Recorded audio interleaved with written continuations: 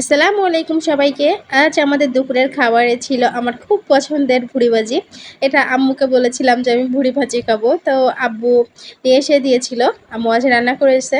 তো এই যে ভুড়ি ভাজি, আর এটা হচ্ছে কলা দিয়ে মাছ, এটা হচ্ছে বাইম মাছ, বাইম মাছের সাথে পাঙাশ মাছও দিয়েছে। আমার মেয়ে খুব পাঙাশ মাছ পছন্দ করে।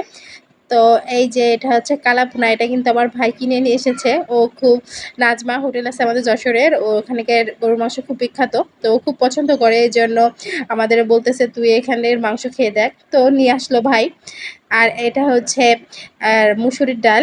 আমার আম্মুর হাতের মুসুরির ডাল অনেক বেশি মজা, সব খাবারই অনেক অনেক মজা। আর এটা ছিল ছালাদ। এই যে সব খাবার মাশাআল্লাহ আলহামদুলিল্লাহ। এখন আমি নিয়ে নিচ্ছি, এটা হচ্ছে আমার খুবই পছন্দের ভুড়ি ভাজি। কার কার ভুড়ি ভাজি পছন্দ অবশ্যই কমেন্ট করে জানাবেন। আমার তো খুবই বেশি পছন্দ, যেটা বলে বোঝানোর মতো না। তো আর আমার কিন্তু আরেক রকম রান্না ভালো লাগে, সেটা হলো মচমচে ভাজা। তো আজ আমার বর পছন্দ করে এভাবে রান্নাটা, এই জন্য আম্মু আজ এভাবে রান্না করেছে ভুনা মতো।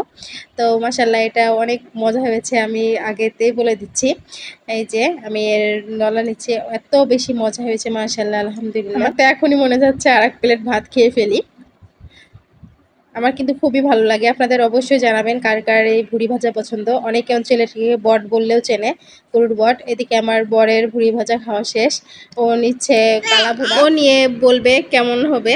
তো আমি আর এক পিস তুলে দিলাম, ও এক পিস নিচ্ছে। আসলে ডায়েট করে, ভাতও কম খায়, মাংসও কম খায়, কিন্তু শ্বশুরবাড়ি এসে কি কম খাওয়া যায় বলেন। তো ওকে আমি আর এক পিস দিয়ে এলাম। ভিডিওটি কেমন লাগলো কমেন্ট করে জানাবেন।